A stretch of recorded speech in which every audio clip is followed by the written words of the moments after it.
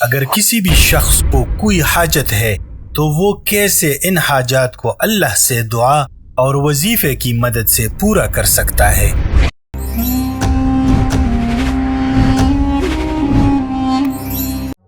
جناب مفتی تقی عثمانی صاحب کسی تعارف کے محتاج نہیں ہے، تمام عالم اسلام میں اس کو منفرد مقام حاصل ہے۔ چند دن پہلے آیت الکرسی کا ایک بیان انہوں نے فرمایا جو آپ لوگوں کی خدمت میں پیش کرتے ہیں۔ انہوں نے کہا، اللہ نے ایک ایسی آیت نازل فرمائی جو اپنی فصاحت و بلاغت و عظمت کے اعتبار سے، جامعیت کے اعتبار سے، تاثیر کے اعتبار سے قرآن کی بڑی عظیم آیت ہے، اور اس کو آیت الکرسی کہا جاتا ہے۔ اور اس میں یہ بات بھی صراحت کے ساتھ کہہ دی گئی ہے کہ اللہ تعالیٰ کے بارگاہ میں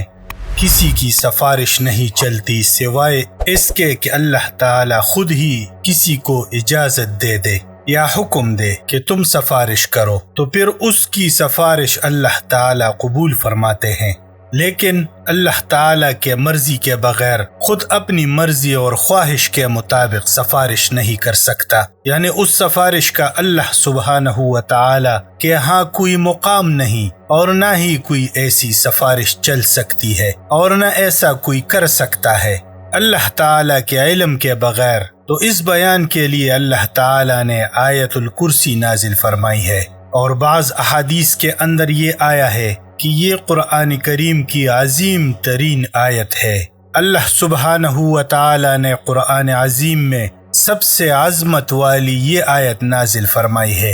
اور حضرت ابو ہریرہ رضی اللہ تعالی عنہ کی ایک روایت میں رسول اللہ صلی اللہ علیہ وسلم کا یہ ایک ارشاد منقول ہے کہ سورہ بقرہ میں ایک آیت ہے سیدۃ آیات القرآن ہے، یعنی قرآن کریم کی آیات کی سردار ہے، اور اس میں یہ بھی مذکور ہے کہ جس گھر میں وہ پڑھی جائے شیطان اس سے نکل جاتا ہے۔ رسول اللہ صلی اللہ علیہ وسلم نے ارشاد فرمایا کہ جو شخص ہر فرض نماز کے بعد آیت الکرسی پڑھا کرے تو اس کو جنت میں داخل ہونے کے لیے موت کے سوا کوئی چیز حائل نہیں ہوگی، یعنی موت کے بعد فوراً اس پر جنت کے آثار راحت و مشاہدہ کرنے لگ جائے گا۔ تو اس آیت کریمہ میں پہلے اللہ تعالی نے فرمایا اللہ لا الہ الا ہو، اللہ وہ ہے جس کے سوا کوئی معبود نہیں۔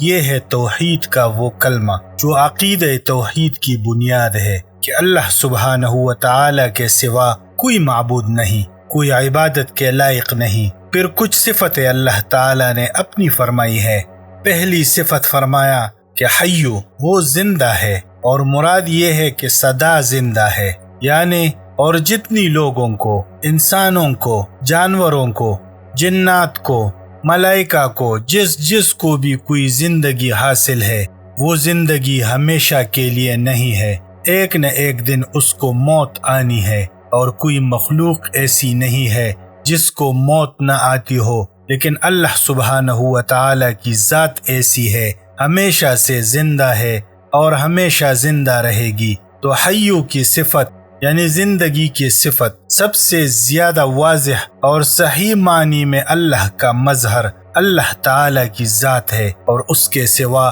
سدا زندہ رہنے والی ذات کوئی اور نہیں۔ دوسری صفت جو ذکر فرمائی وہ القیوم۔ القیوم کی معنی ہے کہ پوری کائنات کو سنبھالنے والی ذات، اور اصل میں یہ لفظ جو ہے یہ نکلا ہے قیام سے۔ قائم کہتے ہیں کھڑے ہونے والے کو۔ جب اللہ کے لیے لفظ قیوم استعمال کیا جاتا ہے تو یہ اللہ تعالی کی وہ خاص صفت ہے جس میں کوئی مخلوق شریک نہیں ہے، اس لیے کوئی دوسری ذات قیوم نہیں ہو سکتی، اور یہی وجہ ہے کہ یہ اللہ تعالی کی مخصوص صفت ہے جو کسی اور کے لیے استعمال نہیں ہو سکتی، اس لیے کسی انسان کو صرف قیوم کہنا جائز نہیں۔ پھر اللہ تعالی نے فرمایا لا تأخذہ سنۃ ولا نوم، اللہ تبارک و تعالی کو نہ کبھی اونگ آتی ہے اور نہ نیند، یعنی کہا یہ جا رہا ہے کہ زندہ تو ہے لیکن اس زندگی میں موت جیسی نیند تم پر طاری ہے۔